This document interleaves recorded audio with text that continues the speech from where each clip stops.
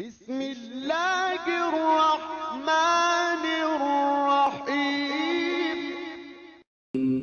the name of Allah, the Beneficent, the Merciful. Assalamu alaikum wa rahmatullahi wa barakatuh. A'udhu billahi minash shaytanir rajeem. Bismillahir rahmanir rahim. وقرن في بيوتكن ولا تبرجن تبرج الجاهلية الأولى وأقمنا الصلاة وآتينا الزكاة وأطعنا الله ورسوله إنما يريد الله ليذهب عنكم الرجس أهل البيت ويطهركم تطهيرا واذكرن ما يتلى في بيوتكن من آيات الله والحكمة إن الله كان لطيفا خبيرا صدق الله العظيم.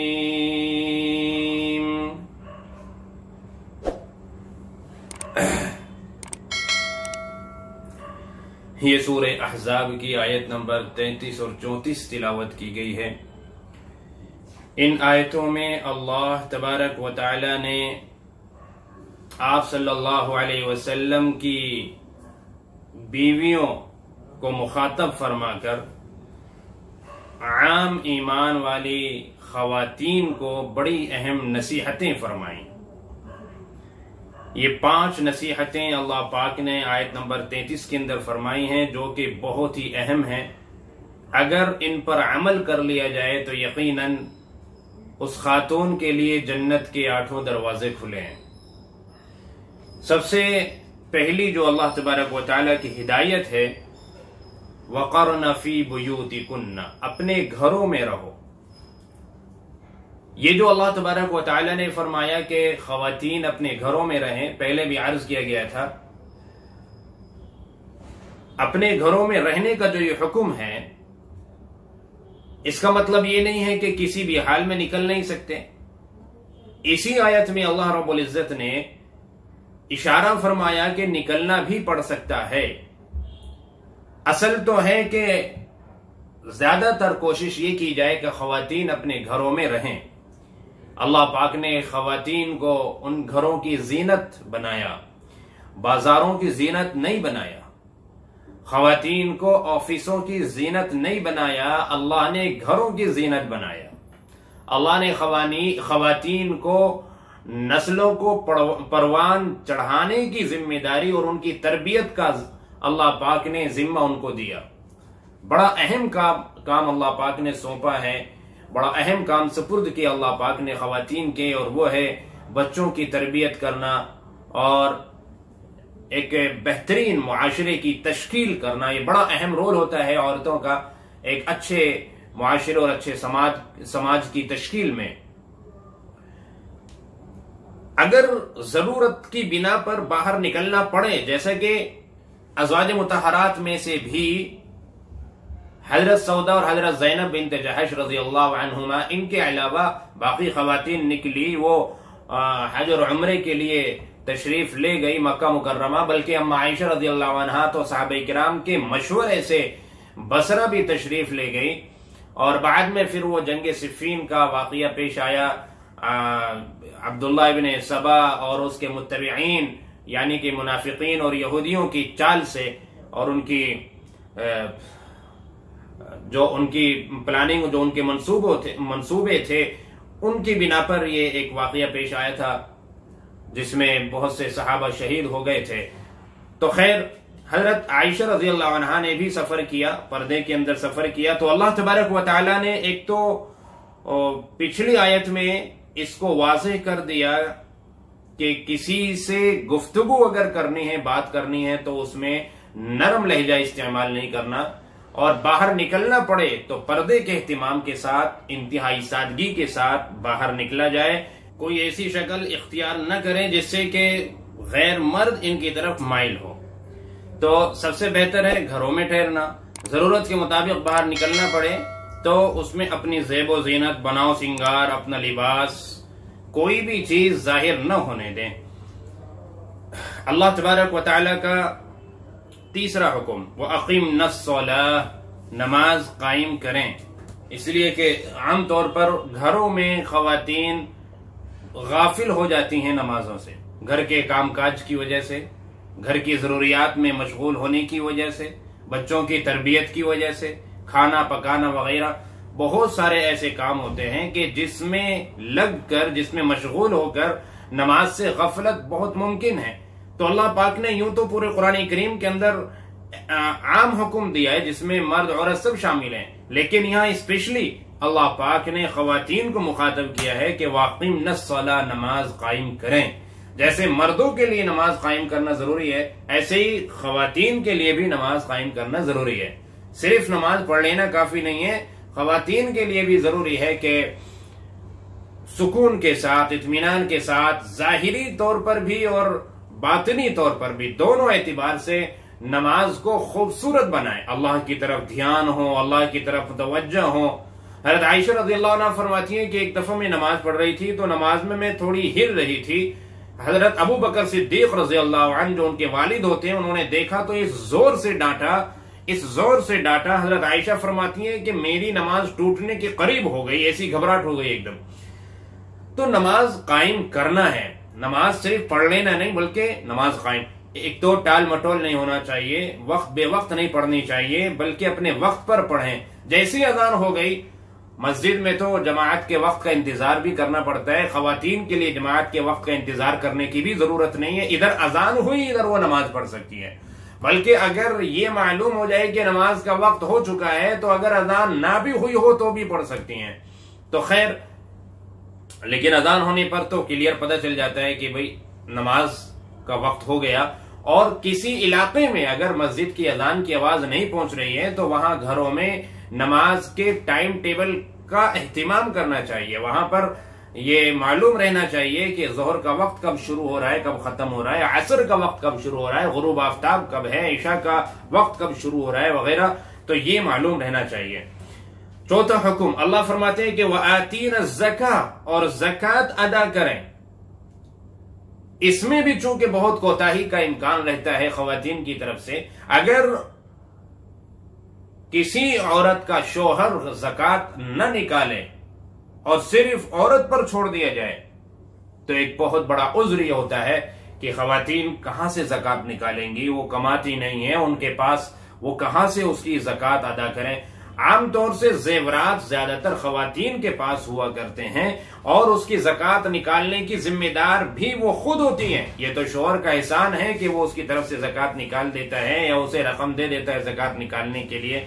लेकिन अगर किसी का शोहर ज़कात न निकाले और बीवी के, औरत के जेवरात है तो उसकी अपनी जिम्मेदारी है ज़कात निकाले। और अगर ज़कात निकालने के लिए कैश नहीं है हाथ में तो चाहे उस जेवर में से कुछ बेचना पड़े, फरोख्त करना पड़े, लेकिन ये ज़कात निकालने की जिम्मेदारी खवातीन की है। तो हर साल अपने जेवरात का वजन कराकर और उसकी कीमत का अंदाजा लगाकर, उस वक्त की जो कीमत है, जिस साल ज़कात निकाली जा रही है, जिस साल की ज़कात निकाली जा रही है, उस साल की जो कीमत है जेवरात की, उस तरह के जेवरात की, उसकी ज़कात निकाली जाए। यहां जिस कीमत में खरीदे थे उसका एतबार नहीं है कि हमने 50 साल पहले ये 5,000 का जेवर खरीदा था जो कि आज 10 लाख का है, तो इसकी ज़कात हम उस एतबार से निकाले नहीं, आज के एतबार से निकालेंगे। और अगर आपका जेवर मिसाल के तौर पर 22 कैरेट का है तो 22 कैरेट का आज का क्या रेट है गोल्ड का और चांदी का क्या रेट है, उसके एतबार से ज़कात निकाली जाएगी 2.5%। उसमें ये नहीं देखा जाएगा कि मेरा जेवर, मिसाल के तौर पर ये 2 तोले का जेवर है और मेरा अगरचे 22 कैरेट का है, लेकिन किसी के यहाँ अगर फरोख्त करने जाएंगे तो वो इस कीमत में नहीं लेगा बल्कि वो बहुत काट पीट करके लेगा। तो जो हम इसको फरोख्त करने जाएंगे उसके एतबार से ज़कात नहीं निकालेंगे। बस मार्केट में देख लें कि आज 22 कैरेट के सोने का क्या रेट है जितना रेट है उसके एतबार से हम 2.5% निकालेंगे। तो अल्लाह रब्बुल इज्जत ने खवातीन को खासतौर से मुखातब किया है कि वाक़िम सला, नमाज कायम करें, व आतीन ज़कात, ज़कात अदा करें, वातिअन अल्लाह व रसूला, अल्लाह और उसके रसूल सल्लल्लाहु अलैहि वसल्लम की इताअत करें।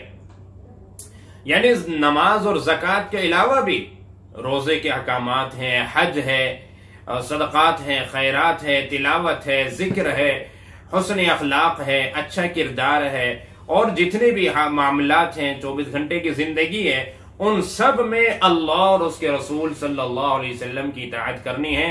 अल्लाह और उसके रसूल सल्लल्लाहु अलैहि वसल्लम की इताअत करने में अगर कोई दुश्वारी पेश आ रही है तो उसको बहुत ही खुश तबीयत के साथ, खुश उसलूबी के साथ, यानी खुश दिली के साथ उसे बर्दाश्त करे और कोशिश करे अल्लाह और उसके रसूल सल्लल्लाहु अलैहि वसल्लम की इताअत की जाए। हजरत आसिया रज़ियल्लाहु अन्हा, फिरऔन की बीवी, कल क़यामत के दिन अल्लाह तबारक व तआला बुलाएंगे और सबको दिखाएंगे कि आसिया का जो शोहर था फिरऔन इतना बड़ा जालिम था कि खुद को खुदा कहलाया करता था। इसके बावजूद आसिया ने ईमान लाने के बाद कोई नमाज कज़ा नहीं की, इतना जालिम शोहर होने के बावजूद। ये है अल्लाह की इताअत, ये है अल्लाह के रसूल की इताअत।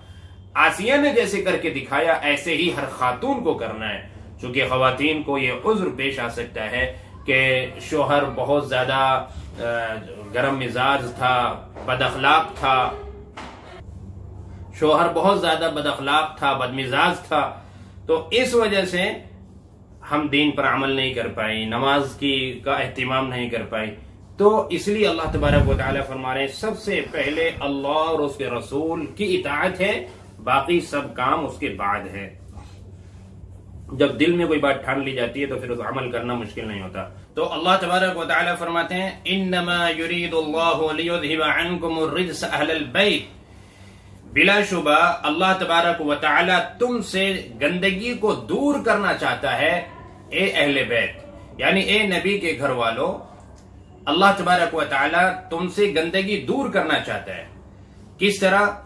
तुमसे मुजाहिदे कराकर इकामत नमाज और अदाए ज़कात, अल्लाह और उसके रसूल की इताअत और दीगर इस्लामी हकामात पर अमल करा के अल्लाह रब्बुल इज्जत ये चाहते हैं कि अंदर से तुम मुकम्मल तौर पर पाको साफ हो जाओ। एक तो सफाई होती है जाहिर बदन की, वो वजू और गुस्ल के जरिए से हो जाती है। एक सफाई होती है बातिन की, वो होती है तक़वा इख्तियार करने से, परहेजगारी इख्तियार करने से, इस्लामी हकामात पर अमल करने से, नमाज की पाबंदी करने से, वगैरह वगैरह। तो अल्लाह रब्बुल इज्जत मुखातब अगरचे आप सल्लल्लाहु अलैहि वसल्लम की अज़वाज और आपकी बीवियों से है, लेकिन ये अहकामात, ये हिदायत पूरी उम्मत की माँ और बहनों से है, पूरी उम्मत की खवातीन से है।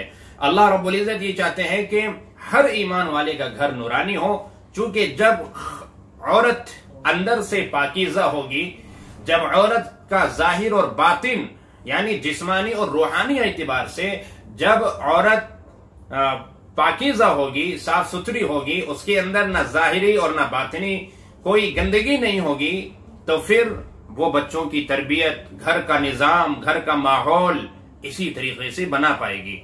चूंकि घर का निजाम बनाने में औरत का अहम किरदार होता है, अहम रोल हुआ करता है, बच्चों की तरबियत में औरत का अहम रोल हुआ करता है। अगर रात दिन सीरियल और ड्रामे देखने में लगे रहेंगे, रात दिन फिल्मों के सामने बैठे रहेंगे, मूवीज देखते रहेंगे, तो आप ये बताइए कि फिर बच्चों की तरबियत एक जो अखलाकी एतबार से अच्छी तरबियत होनी चाहिए, इस्लामी एतबार से जो बेहतरीन तरबियत होनी चाहिए, वो कैसे हो पाएगी?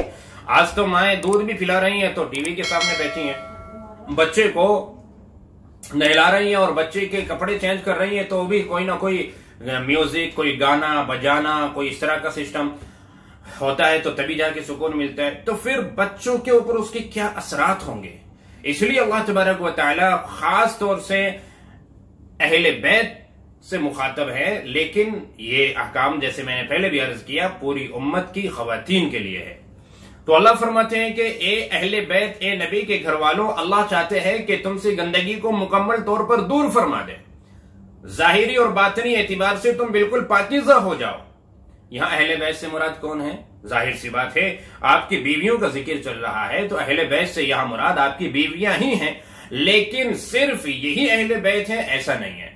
रिवायतों से हमें पता चलता है, एक हदीस में अल्लाह के नबी सल्लल्लाहु अलैहि वसल्लम एक काली चादर ओढ़कर बाहर जब तशरीफ लाए तो हजरत हसन आए तो आपने उनको अपनी चादर में ले लिया, हजरत हुसैन आए उनको भी ले लिया, हजरत फातिमा आई उन्हें भी ले लिया, फिर हजरत अली रज़ियल्लाहु अन्हु आए उनको भी अपनी चादर में ले लिया और ये आयत करीमा पढ़ी और फरमाया कि ये मेरे अहले बैत हैं, यानी हकीकी अहले बैत आप सल्लल्लाहु अलैहि वसल्लम के आपकी बीवियां हैं और हजरत फातिमा रज़ियल्लाहु अन्हा, हजरत अली, हजरत हसन, हजरत हुसैन रज़ियल्लाहु अन्हुम ये आपके अहले बैत में से हैं, आपकी फैमिली, आपके घर वाले। तो अल्लाह फरमाते हैं कि वो युतहिरुकुम तत्हीरा, तुमको बिल्कुल ताहिर, ताहिर कहते हैं पाक और साफ, तुम्हें हर एतबार से तुम्हारा रब पाक और साफ करना चाहता है।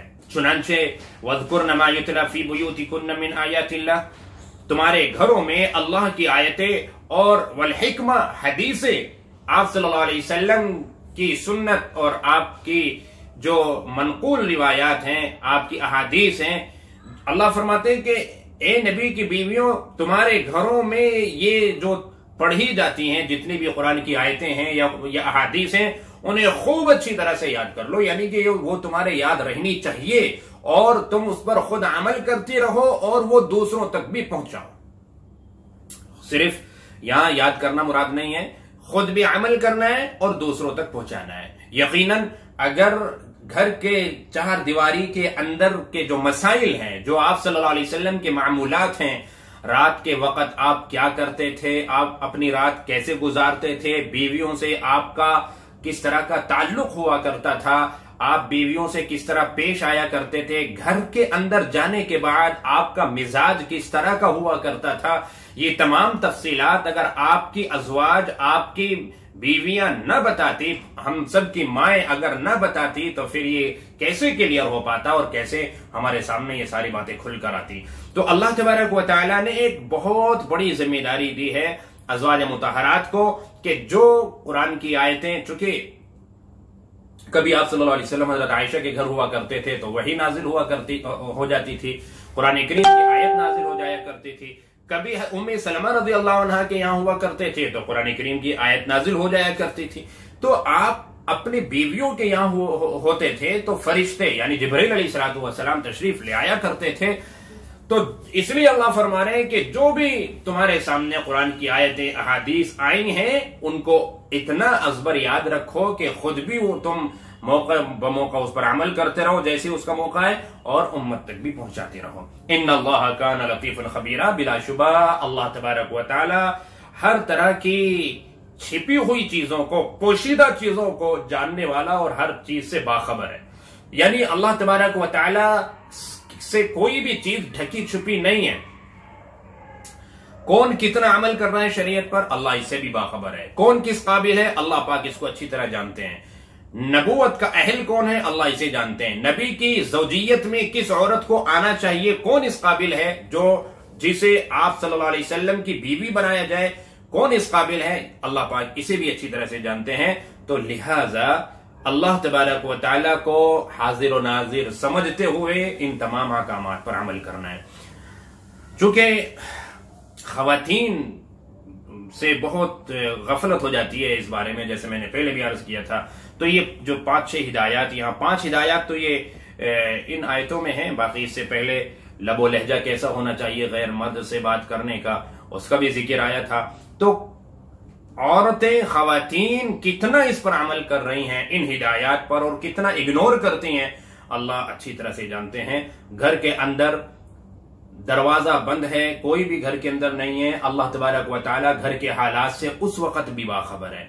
तो ये सारी चीजें इसके अंदर आ जाती हैं, तमाम तफसीलात इसके अंदर आ जाती हैं। अल्लाह तबारक व तआला तो हर शय को, जाहिर हो या बातिन हो, ढकी छुपी हो, पोशीदा हो या खुली हो, क्लियर, तो अल्लाह पाक हर एक से वाकिफ है। अल्लाह से हम कोई भी अपना अमल छिपा नहीं सकते और अल्लाह हर एक की अहलियत, हर एक की सलाहियत, हर एक की काबिलियत को अल्लाह पाक अच्छी तरह से जानते हैं। और जो जिस काबिल है अल्लाह तबारक व तआला ने उसको उतना ही मुकल्लफ भी बनाया है और उतनी ही अल्लाह ने जिम्मेदारियां भी उनके ऊपर डाली है और फिर उतने ही अजर का अल्लाह ने वादा भी किया है।